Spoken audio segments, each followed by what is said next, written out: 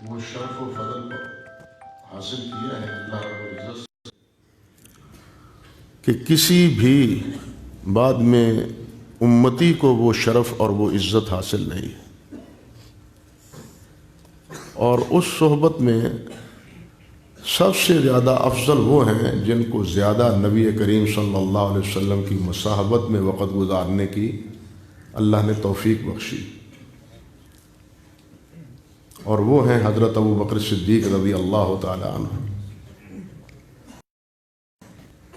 اور یہ مسئلہ حضرات محدثین رحمہم اللہ کے نزدیک معروف ہے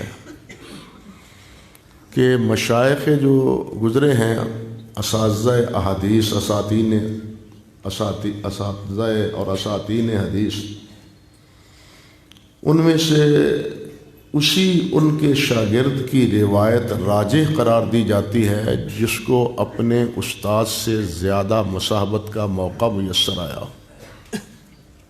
یہ محدثین کا ایک طے شدہ قاعدہ ہے، اور اس کا نتیجہ بھی وہی صحبت،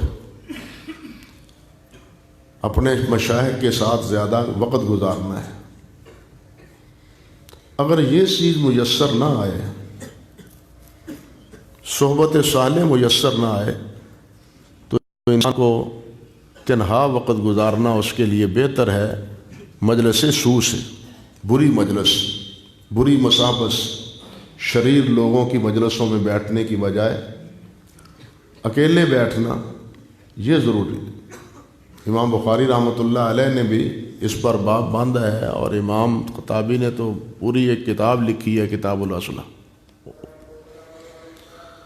اللہ اکبر کبیر۔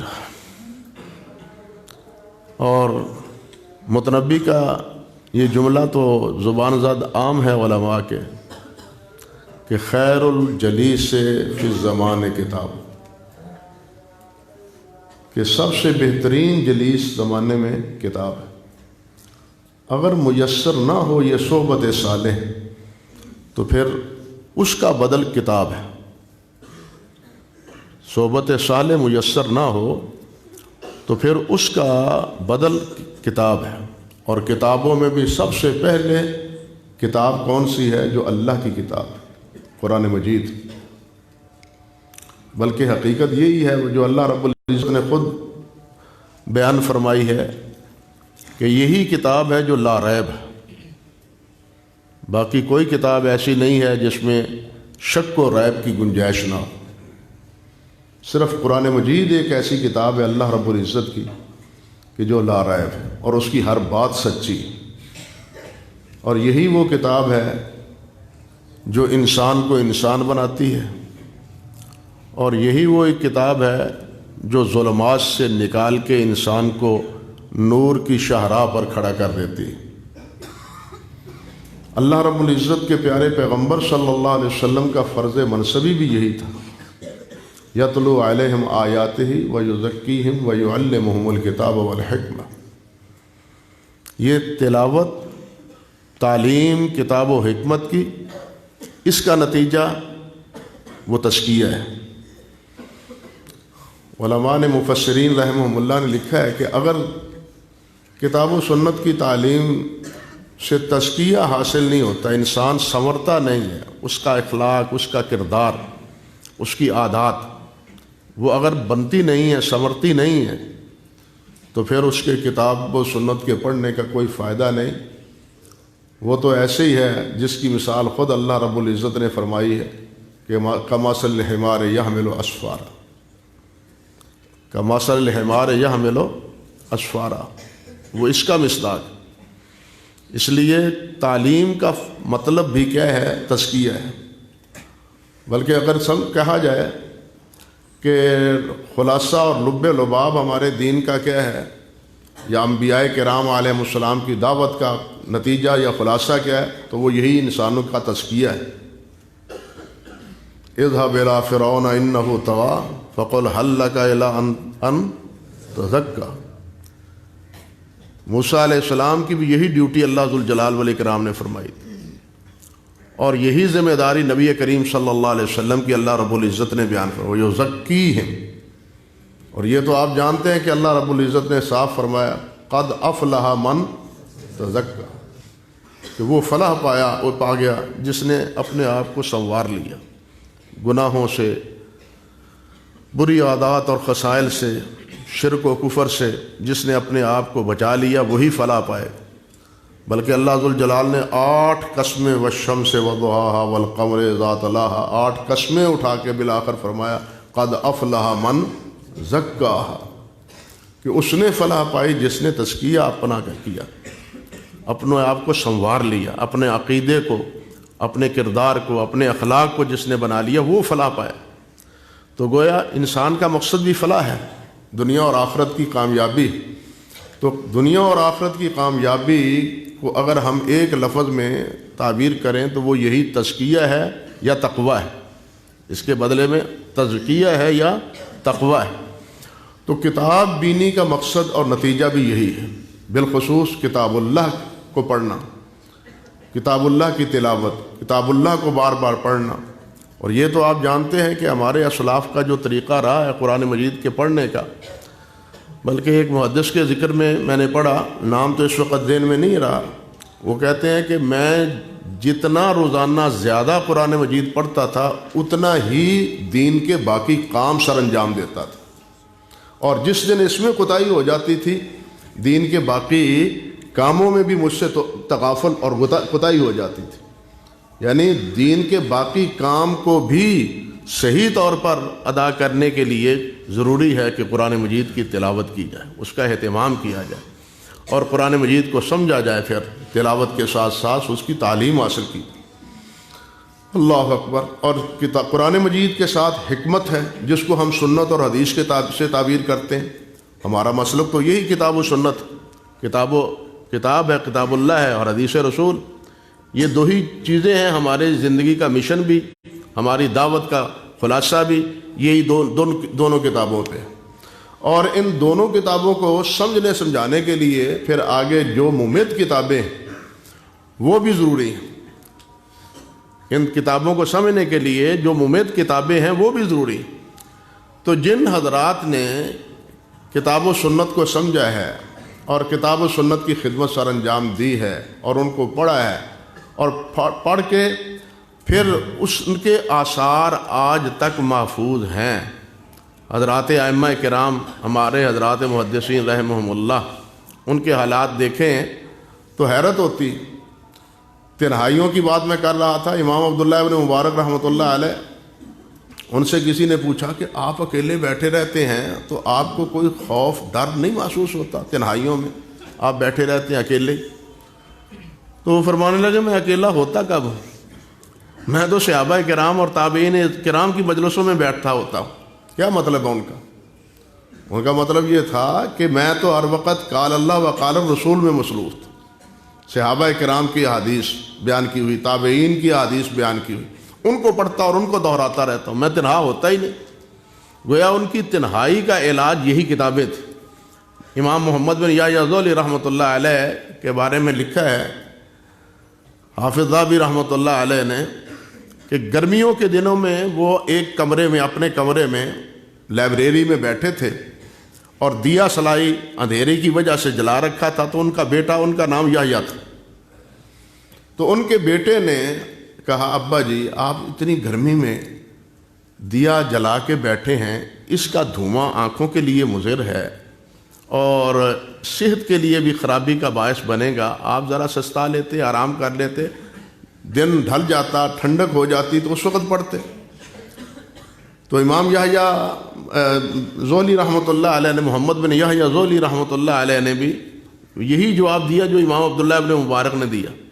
فرمانے لگے افسوس کہ تو مجھے کیا سمجھتا ہے کہ میں یہاں کیسے بیٹھا ہوں، اپنی کتابوں میں کہاں کیسے بیٹھا ہوں؟ میں تو رسول اللہ صلی اللہ علیہ وسلم کی مجلس میں اپنے آپ کو بیٹھا ہوا سمجھتا ہوں، صحابہ کرام کی مجلس میں، تابعین اعظام کی مجلس میں بیٹھا ہوا اپنے آپ کو سمجھتا ہوں۔ تو جب تک یہ لگن اور یہ تاثر نہ ہو تو یہ احادیث کی یا یہ تاریخ کی کتابیں پڑھتے ہوئے بھی لطف نہیں آتا، مزہ نہیں آتا۔ آدمی یہ سمجھے کہ میں قال رسول اللہ صلی اللہ علیہ وسلم پڑھ رہا ہوں تو گویا یہ نبی علیہ الصلوۃ والسلام کے پیارے الفاظ رس گھلے ہوئے وہ میرے کانوں میں پڑھ رہے ہیں، یہ سمجھنا چاہیے۔ ہمارے اسلاف میں امام علامہ ابن جوزی رحمۃ اللہ علیہ کا بڑا نام ہے. حافظ ذہبی رحمۃ اللہ علیہ نے لکھا ہے کہ 340 کتابیں ہیں تقریباً ان کی. حافظ ابن جوزی رحمۃ اللہ علیہ کی، عبد الرحمن ابن جوزی رحمۃ اللہ علیہ، 340 کتابیں. اللہ اکبر کبیرہ. اور خود حافظ ذہبی نے ابن جوزی نے، ان کی کتاب ہے السید الخاطر. سید الخاطر میں انہوں نے خود اپنے بارے میں لکھا ہے کہ میں نے، اللہ آپ کا بھلا کرے، میں نے اس مسئلے میں انی طالعت 20,000 مجلد، میں نے 20,000 جلدوں کا مطالعہ کیا ہے. 20,000 جلدوں کو میں نے پڑھا ہے. اور نتیجتاً پھر کیا ہے، اسی کتابوں کو پڑھنے کے نتیجے میں پھر کیا ہوا ہے، 340 کے قریب امام ابن جوزی رحمۃ اللہ علیہ کی تصانیف ہیں، کتابیں. اسی طرح امام دارقطنی رحمۃ اللہ علیہ کے معاصر ہیں امام ابو بکر ابن الانباری رحمۃ اللہ علیہ. یہ محدث بھی تھے اور بہت بڑے ادیب بھی تھے. ان کے بارے میں لکھا ہے مورخین نے، ترجمہ نگاروں نے، کہ ان سے پوچھا گیا، پہلے تو یہ سنیے کہ ان کی تصانیف کتنی تھی. حافظ ذہبی رحمۃ اللہ علیہ نے لکھا ہے کہ ان کی تصانیف کی تعداد تو صرف تھی 30 کتابیں، لیکن وہ 50,000 اوراق پر مشتمل تھیں. یہ 30 جلدیں کتنے اوراق پر؟ 50,000 اوراق پر مشتمل تھیں. دیکھنے کو 30 جلدیں. یہی ابو بکر ابن الانباری رحمۃ اللہ علیہ یہ آخری دنوں میں جب مرض الموت میں مبتلا ہوئے ہیں، بیمار ہو گئے، تو طبیب کو لایا گیا، ڈاکٹر حکیم کو لایا گیا. طبیب نے آ کے تشخیص کی، اور تشخیص کرنے کے بعد کہنے لگے کہ یہ جو کچھ کرتے رہے ہیں نا، اس کے نتیجے میں جس بیماری میں اب یہ مبتلا ہیں اس کا علاج مجھے تو کوئی سمجھ نہیں آتا. کوئی سمجھ نہیں آتا کہ میں کیا علاج تجویز کروں. جو کچھ یہ زندگی بھر کرتے رہے. وہ یہ کہہ کے چلا گیا. ساتھ بیٹھے ہوئے ساتھیوں نے پوچھا کہ یہ طبیب صاحب نے، حکیم صاحب نے بڑی عجیب بات کہی ہے، آپ نے کیا کیا ہے زندگی بھر؟ کیا زندگی بھر کیا ہے؟ تو امام ابن الانباری رحمۃ اللہ علیہ فرماتے ہیں، اللہ اکبر، کنت اعید کل اسبوع 10,000 ورقہ، کہ ایک ہفتے میں 10,000 اوراق پڑھتا تھا. اندازہ کیجیے، ایک ہفتے میں 10,000 اوراق پڑھتا تھا. یہ اس کا نتیجہ ہے کہ اب دوسرے لفظوں میں یہ اعصاب اور قوا اب مضمحل ہو چکے ہیں اور اس بیماری میں چارپائی پر لیٹا ہوا. تو جنہوں نے اس طرح لکھا ہے، اسی طرح انہوں نے پہلے پڑھا ہے، پڑھنے کے بعد پھر انہوں نے لکھا ہے.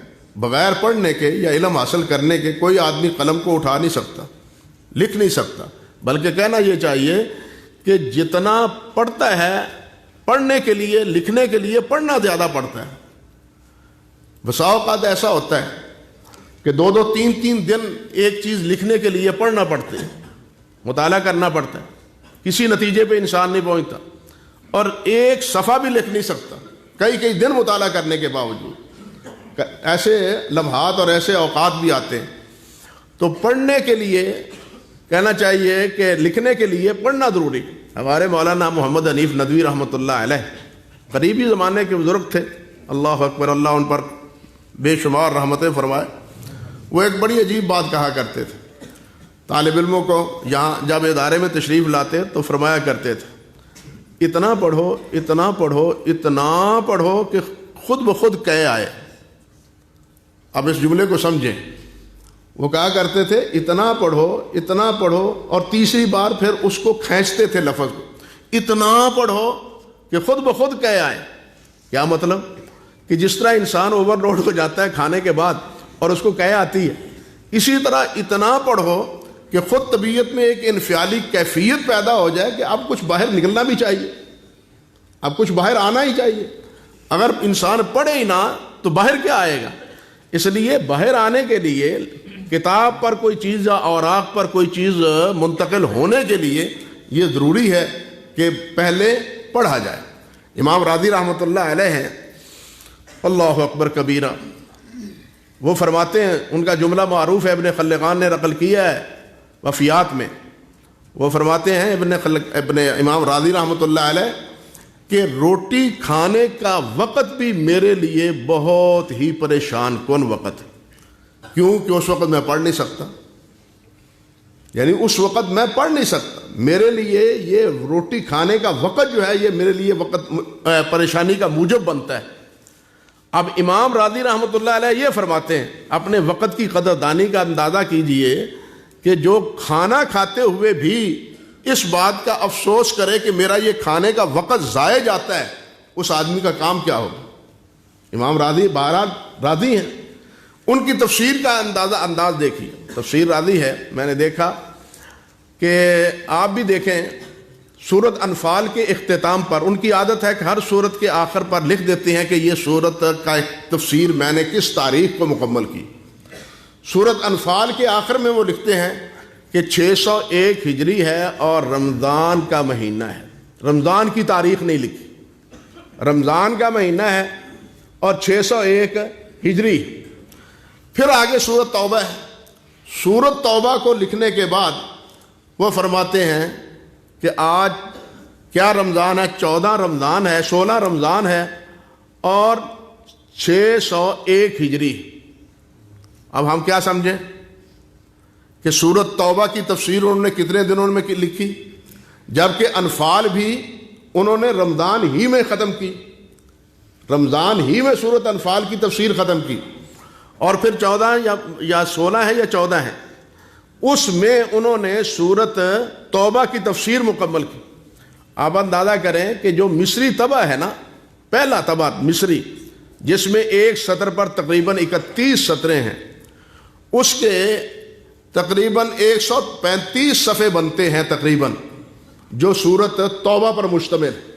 تو اب اندازہ کیجئے کہ یہ 13-14 دن، پہلے دن پتہ نہیں کتنے ہیں، کیونکہ وہ تو انہوں نے متعین نہیں کیے کہ کس رمضان کی کس تاریخ کو ختم کیا، صرف سن لکھا ہے 601، لیکن توبہ کے اختتام پر انہوں نے سن کے ساتھ دن بھی تاریخ بھی لکھی ہے رمضان کی۔ تو یوں سمجھیے کہ 12-13 دنوں میں سورت توبہ کی پوری تفسیر لکھی ہے۔ اب اس کو کتنا انہوں نے پڑھا ہے اور حفظ و ضبط میں کیا کچھ محفوظ ہے کہ جو سامنے ہے وہ لکھے چلے جاتے ہیں رحمہ اللہ۔ امام زہری ہے رحمۃ اللہ علیہ، ان کے بارے میں بھی ابن خلقان نے لکھا ہے رحمۃ اللہ علیہ نے کہ امام زہری رحمۃ اللہ علیہ کی جو کتابیں تھیں جب وہ مطالعہ کرتے تھے تو ایک دفعہ ان کی اہلیہ ناراض ہو کے ان کے پاس آئی گئی اور کہنے لگی کہ یہ کتابیں میرے لیے تو 3 سوتنوں سے زیادہ بھاری ہیں، 3 سوکنے ہوتی تو ان سے میں گزارا کر لیتی، لیکن یہ کتابیں ہیں، ان کا قصہ تم چھوڑتے ہی نہیں۔ یعنی یہ انہماک تھا کتابوں کو دیکھنے کا امام زہری رحمۃ اللہ علیہ۔ اور پھر امام زہری رحمۃ اللہ علیہ نے جو حدیث کی تدوین کی ہے ان کو مدون اول حدیث کا امام زہری کو ہی کہا جاتا ہے، اگرچہ حدیث لکھنے کا طریقہ موجود پہلے بھی تھا، صحابہ کرام رضوان اللہ علیہ مجمعین نے احادیث لکھی ہیں، تابعین نے بھی احادیث لکھی ہیں، امام زہری صغار تابعین میں شمار ہوتے ہیں، لیکن باقاعدہ حضرت عمر بن عبدالعزیز رحمۃ اللہ علیہ کے کہنے پر جن حضرات نے سب سے زیادہ لکھنے کا کام کیا ہے وہ امام زہری رحمۃ اللہ علیہ، انہوں نے جتنا پڑھا ہے اتنا ہی پھر آگے لکھا بھی، اور ان کی کتابیں آپ اندازہ کریں کہ ان کی کتابوں کے مسودے جو شاگردوں کے پاس تھے وہ اس دور میں کتاب اور اس میں بازار میں فروخت ہوتے تھے، جس طرح آج کتابیں فروخت ہوتی ہیں نا بازار میں، امام زہری رحمۃ اللہ علیہ کی مرویات اور ان کے اقوال کی پر مشتمل کتابیں بازار میں دستیاب تھیں، اور جن کو لے کے شاگرد اور ان کے معاصرین امام زہری رحمۃ اللہ علیہ کے علم سے استفادہ کرتے تھے۔ اسی طرح آپ دیکھیں امام شیخ الاسلام ابن تیمیہ رحمۃ اللہ علیہ، یعنی پہلے دور میں جو کثرت تصانیف میں مشہور ہیں امام ابن جوزی ہیں، ان کے بعد حافظ ابن تیمیہ رحمۃ اللہ علیہ۔ حافظ ابن تیمیہ رحمۃ اللہ علیہ کا تو فتاوی ہی آپ کے سامنے 35 جلدوں پر مشتمل ہے اللہ کے فضل و کرم سے، باقی تصانیف ان کی علیحدہ ہے۔ تو حافظ ابن تیمیہ رحمۃ اللہ علیہ کی کیفیت اندازہ کیجئے کہ 55 ہی میں یہ لگن ایسی تھی، یہ لگن اور یہ چاٹ ایسی تھی کہ 55 ہی میں ان کو کتاب بینی اور کتاب کو پڑھنا، کتاب کے ساتھ تعلق رکھنا ان کا ایک شوق پیدا ہو گیا تھا امام ابن تیمیہ رحمۃ اللہ علیہ۔ ایک دفعہ اہل خانہ نے پروگرام بنایا کہ آج سیر و سیاحت کے لیے جانا ہے، باغ میں سیر و سیاحت کے لیے جانا ہے۔ امام ابن تیمیہ رحمۃ اللہ علیہ فرمانے لگے تم جاؤ، میں نے نہیں جانا۔ گھر کے افراد کہنے لگے نہیں تم بھی چلو، آپ کو بھی لے کے چلنا ہے ہم نے۔ امام صاحب رحمۃ اللہ علیہ جانے پر آمادہ نہ ہوئے، وہ چلے گئے۔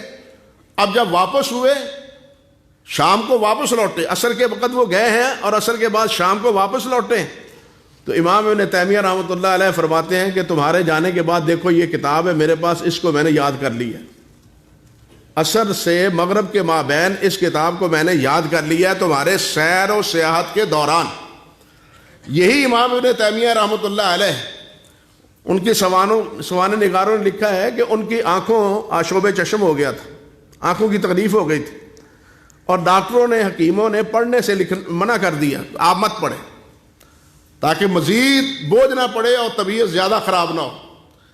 امام ابن تیمیہ رحمۃ اللہ علیہ فرماتے ہیں کہ آپ مجھے یہ بتلاؤ کہ اگر کسی کام کے کرنے میں طبیعت میں نشاط آتا ہے، ایک پیار محبت ملتا ہے، خوشی میسر آتی ہے، تو کیا یہ خوشی اور یہ نشاط طبیعت کی درستگی کا باعث نہیں بنتی؟ تو ڈاکٹر کہنے لگا بالکل، اگر کسی چیز کے استعمال کرنے میں طبیعت میں نشاط اور خوشی محسوس ہوتی ہے تو وہ چیز استعمال کرنی چاہیے۔ تو وہ فرمانے لگے ابن تیمیہ رحمۃ اللہ علیہ کہ مطالعہ کرنے سے مجھے تو صحت ملتی ہے، مطالعہ کرنے سے تو مجھے نشاط میسر آتا ہے، خوشی میسر آتی ہے، تو میں کیسے مطالعہ چھوڑ دوں؟ تو ڈاکٹر کہنے لگا، حکیم طبیب کہنے لگا کہ آپ کا علاج میرے پاس نہیں ہے، آپ کا میرے پاس علاج نہیں ہے۔ یعنی آپ دیکھیں اگر انہوں نے اتنی کتابیں لکھی ہیں تو یہ شوق ہے ان کے پڑھنے کا، اسی شوق کے نتیجے میں اب ان کی کتابیں ایسی ہیں اللہ کے فضل و کرم سے جو پوری دنیا کے اہل علم کے لیے ایک مرجع بنی ہوئی ہے۔ امام ابن تیمیہ رحمۃ اللہ علیہ ہی نہیں، حافظ ابن قیم رحمۃ اللہ علیہ دیکھ لیں، حافظ ابن حجر رحمۃ اللہ علیہ دیکھ لیں، حافظ ابن حجر رحمۃ اللہ علیہ کی فتح الباری اور باقی بہت سی کتابیں ہیں، کیا خیال ہے کہ انہوں نے کتنا پڑھا ہوگا؟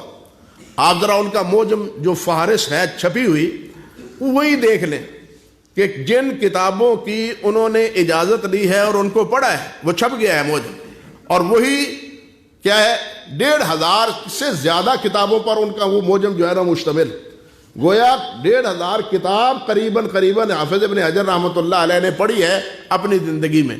اب ابن حجر رحمۃ اللہ علیہ کی کتابیں پڑھتے ہیں تو اس سے پتہ چلتا ہے کہ کون کون سی کتاب اور کون کون سے مراجع حافظ ابن حجر رحمۃ اللہ علیہ کے سامنے۔ اللہ اکبر کبیرہ۔ آخری دور میں ایک عجیب لطیفہ ہے، امام ابو العلا حمزانی رحمۃ اللہ علیہ، امام یہ ذکر کیا ہے، حافظ ابن رجب رحمۃ اللہ علیہ نے اس میں کیا نام ہے کتاب کا، ذیل و طبقات الحفاظ میں بھی، ذیل و طبقات الحنابلہ میں، اور یہی قصہ ذکر کیا ہے حافظ ذہبی رحمۃ اللہ علیہ نے تذکرۃ الحفاظ میں بھی اور سیر و اعلام النبلاء میں بھی۔ کتابوں کے شوق کا عالم دیکھیے کہ امام ابو العلا حمزانی رحمۃ اللہ علیہ، حسین بن محمد ان کا نام تھا، ان کو بغداد میں پتہ چلا، حمزان کے رہنے والے تھے، بغداد میں آئے ہوئے تھے، بغداد میں انہیں پتہ چلا کہ شیخ ابن الجوالیکی کی کچھ کتابیں ہیں جو برائے فروخت بازار میں پڑی، اور لوگ کہہ رہے ہیں بھئی یہ ابن جوالیکی کی کتابیں ہیں، کسی نے خریدنی ہے تو لے لے۔ ان کے کانوں میں یہ بھنک پڑی تو یہ وہاں پہنچ گئے اور جا کے کتابوں کی قیمت کا سودا طے کرنے لگے۔ اب بالآخر بعض نے کوئی قیمت لگائی، کسی نے کوئی قیمت لگائی، تو امام حمزانی رحمۃ اللہ علیہ نے بالآخر ان کتابوں کی قیمت 60 دینار مقرر، سونے کے 60 ہے سکے، 60 دینار مقرر کی۔ تو فروخت کرنے والے نے جناب کہا ٹھیک ہے جی 60 دینار تمہارے ہوئے، ہمیں یہ سودا قبول ہے۔ وہ فرمانے لگے آپ 60 دینار تو میں دوں گا، لیکن دوں گا اگلی جمعرات کو، آج میرے پاس نہیں ہے، سودا میرا ہو گیا، سودا پکا ہے، اور یہ میں دوں گا اگلی جمعرات کو اس کی قیمت۔ اب ہوا کیا، امام ابو العلا حمزانی بغداد سے واپس چلتے ہیں اپنے حمزان میں، اپنے شہر میں آتے ہیں، وہاں ان کا مکان تھا، گھر تھا، وہاں ان کا گھر تھا. اپنے ایک دوست کو کہتے ہیں کہ میرا گھر فروخت کر دو، میں اپنا گھر فروخت کرنا چاہتا ہوں. اب لوگوں کے ہاں اطلاع دی، لوگوں کو بتلایا کہ بھائی یہ گھر ہے فروخت کے لیے، کوئی لینا چاہتا ہے. خریدار آ گئے، قیمت لگاتے لگاتے قیمت پہنچ گئی اتفاقاً 60 دینار پر ہی، گھر کی قیمت بھی 60 دینار پر. یہ کہتے ہیں بس ٹھیک ہے 60 دینار میں فروخت کر لو. وہ کہنے لگے ٹھہر جاؤ، اس کی قیمت اور بڑھ جائے گی، ایک آدھا دن ٹھہر جاؤ، قیمت اور بڑھ جائے گی. حمدانی فرماتے ہیں رحمۃ اللہ علیہ، نہیں بس تم فروخت کر دو، پیسے مجھے دو، تم فروخت کر دو، پیسے مجھے اس کو کہو کہ دے اور مجھے دے پیسے. چنانچہ وہ اپنا گھر 60 دینار کو انہوں نے فروخت کیا، جو کہ اس سے زیادہ قیمت اس سے میسر آ سکتی تھی، سمجھے نا. اب وہ 60 دینار لے کے اللہ اکبر کبیرہ یہ پہنچتے ہیں پھر دوبارہ بغداد، اور اگلی جمعرات جو وعدہ کر کے گئے تھے اسی وعدے پر وہ 60 دینار دے کے وہ کتابیں خرید لیتے. یہ ہے کتابوں کی محبت.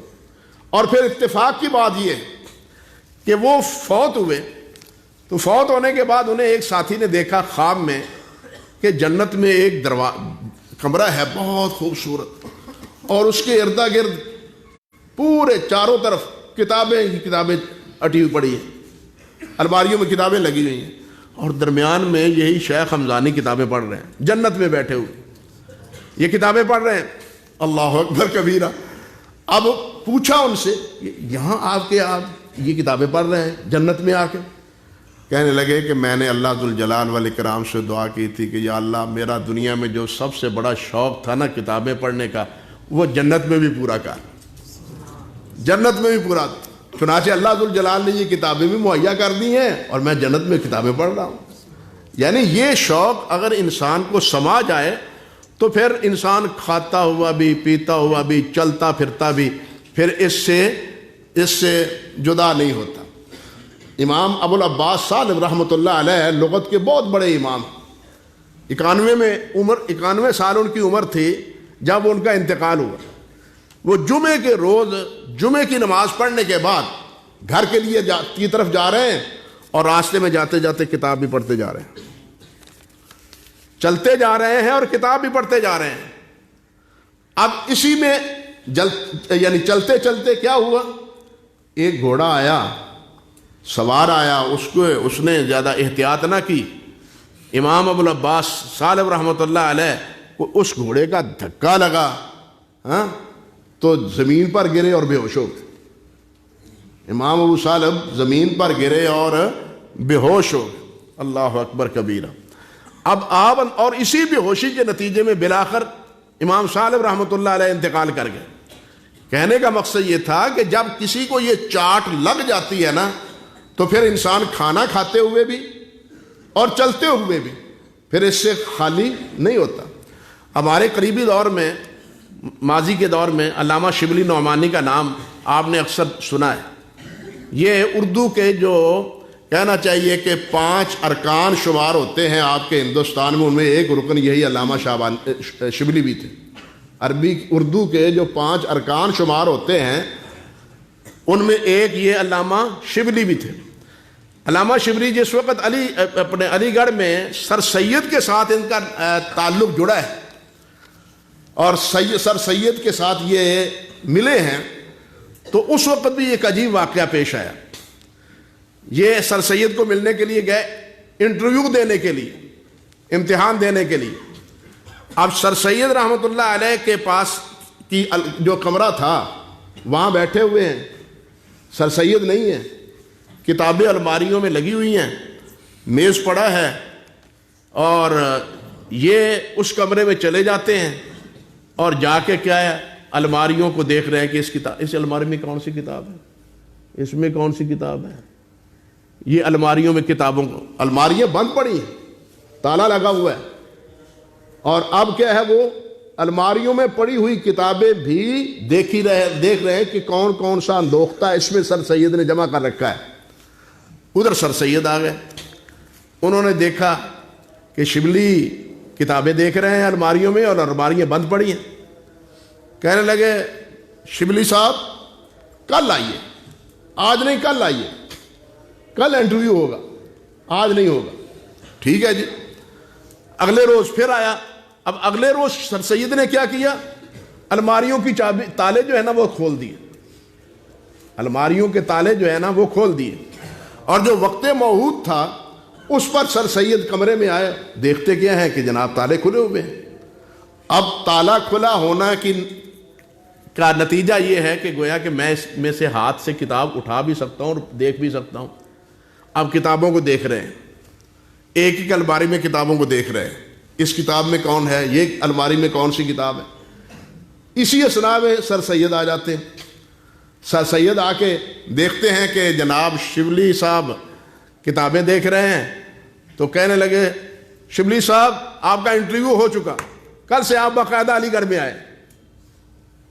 سمجھے کچھ؟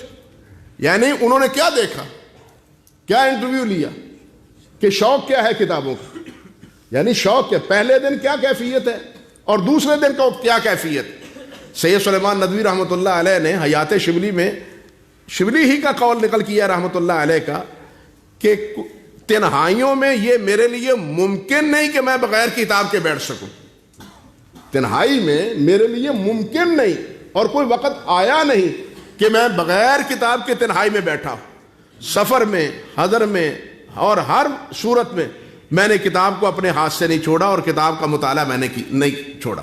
بلکہ سر سید سلیمان رحمۃ اللہ علیہ نے یہ بھی لکھا ہے کہ ہندوستان کے نامی گرامی جتنے کتب خانے تھے ان میں سے کوئی کتب خانہ ایسا نہیں جس کو علامہ شبلی نے نہ دیکھا ہو۔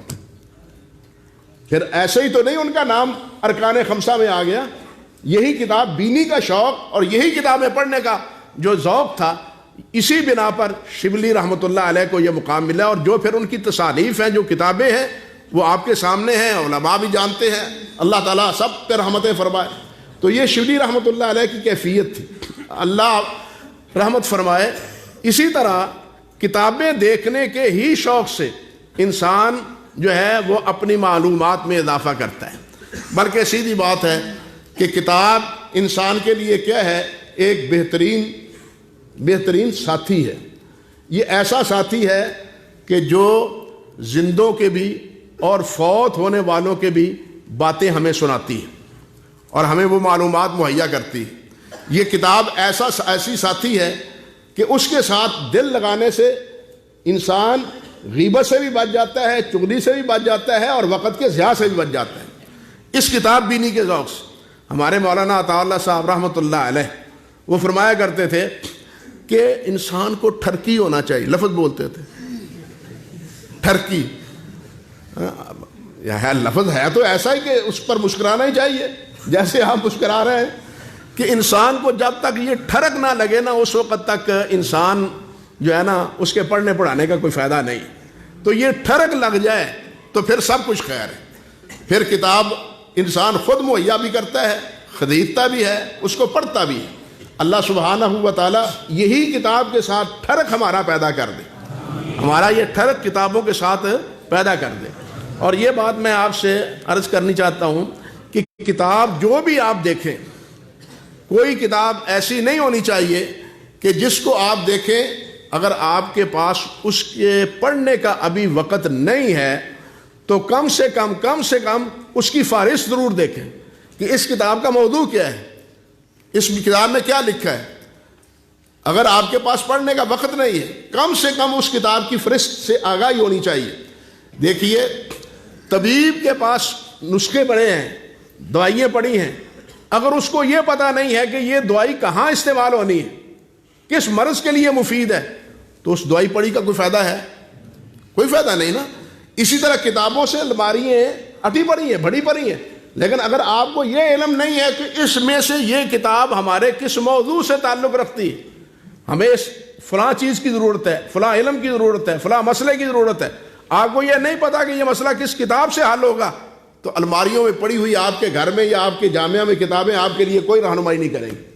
اس کے لیے بہتر طریقہ یہ ہے کہ آپ الماریاں دیکھیں اور ان کی کم سے کم پڑھنے کا جو موقع ہے وہ تو ہے ہی، کم سے کم اس کی فہرست سے آگاہی حاصل کریں۔ اور یہ بھی میں آپ سے عرض کر دوں کہ اس وقت آپ کے پڑھنے کا وقت ہے، اللہ آپ کو توفیق عطا فرمائے.